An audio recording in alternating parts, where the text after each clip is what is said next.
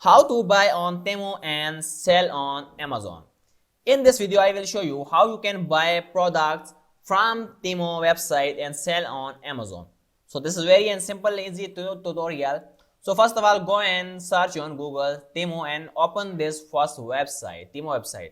Once you open this website, so here you can see there are many categories. Click on categories. Here you can select different categories. And it's up to you which product you want to buy and sell on Amazon.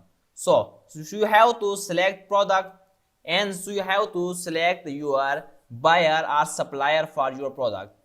Make sure your supplier will be trustworthy and it will be able to maintain enough inventory. It's have good experience to handle customers. So you have to select a reliable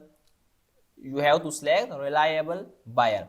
So just select the buyer and product from Temu and just go on Amazon.